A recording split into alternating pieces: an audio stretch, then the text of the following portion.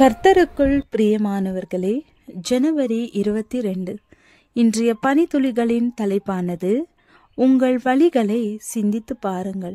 வசனம் ஆகாய் 1வது அதிகாரம் 7வது வசனம். உங்கள் வழிகளை சிந்தித்து பாருங்கள் என்று சேனைகளின் கர்த்தர் சொல்லுகிறார்.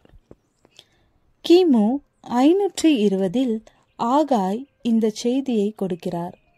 4 மாதங்கள் மாத்திரமே செய்தியை கொடுத்தார். விடுவிக்கப்பட்டவனுக்கும் விடுதலையானவர்களுக்கும் தான் கொடுத்த செய்தி. சுமார் 2500 வருடங்களுக்கு முன்பு கொடுக்கப்பட்ட செய்தி இன்று நமக்கு பொருந்தும். தேவனை நன்கு அறிந்தவர்களுக்கு கொடுத்த செய்தி. அந்நாளில் தேவனை பற்றிய அறிவு இருந்தது. ஆனால் தேவனுடன் சஞ்சரிக்கும் உறவு இல்லை. ஆகவே ஆகாய் அவர்களின் வழியை சிந்திக்க சொல்லுகிறார்.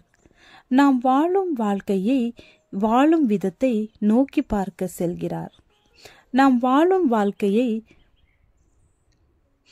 வாழும் விதத்தை நோக்கி செல்கிறார்.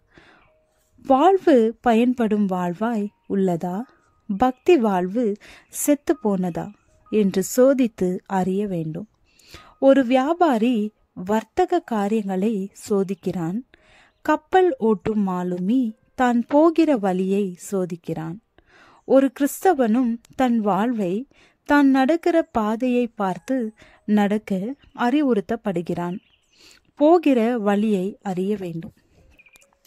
ஆகாய் காலத்தில் ஜனங்கள் தேவ வேலையை மறந்தார்கள். எதை தேட வேண்டுமோ அதை தேடவில்லை. அவர்களின் முக்கிய தேடல் குடும்பம், சொத்து, நிலம், விளைச்சல், சேமிப்பு என்பது மாத்திரமே. கீழ்ப்படிய தாமதித்தார்கள். சுயநலம் ஆட்கொள்ளப்பட்டு 70 வருஷத்திற்கு பிறகு சொந்த தேசம் வந்த ஜனங்கள் தங்கள் நோக்கத்தை மறந்தார்கள். இடிக்கப்பட்ட தேவாலயத்தின் கட்டுமான பணி முடங்கி கிடக்கிறது. ஆனால் ஜனங்களோ இதுதான் சரியான நேரம் என்பதை அறிய விரும்பவில்லை. ஆவிக்குரிய மந்தம் ஆலயம் கட்ட காலம் இது இல்லை என்று நினைத்தார்கள். ஆனால் தங்களுக்கு என்று மச்சு வீடு கட்டினார்கள். தேவ வேலைக்கோ சாக்கு போக்கு. ஆனால் அவர்கள் வாழ்ந்த வாழ்வோ திருப்தி இல்லை. சம்பாதித்தும் பொத்தலான பையில் போட்டார்கள். அவநம்பிக்கைக்கு உரியவனானார்கள். ஆன்மீக வாழ்வு விழுந்து நொறுங்கி பாழானது. ஒரு முதியவர் இல்லத்தை சுற்றி வெள்ள அபாயம் இருந்ததினால் 2 வாலிபர்கள் அவரை வெள்ள அபாயத்திலிருந்து காப்பாற்ற முயன்றனர்.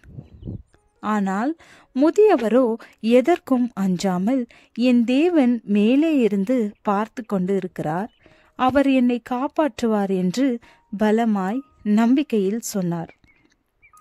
சில மணி நேரத்தில் நீரில் மூழ்கி மரித்தார். இந்த கற்பனை கதை முடிவில் முதியவர் பரலோகத்தில் இருந்தார். ஏன் ஆண்டவரே, என்னை நீர் விடுவிக்க வரவில்லை என்றார். அதற்கு தேவன், நான் 2 இளைஞர்களை அனுப்பினேன், படகை அனுப்பினேன், இதைவிட வேறு எந்த உதவி என்னிடம் நீ எதிர்பார்த்தாய் என்றார். ஜெபம். தேவனே, உம்முடைய செய்தியை தெளிவாக புரிந்து வழியை சிந்தித்து பார்க்க உதவும். ஆமென்.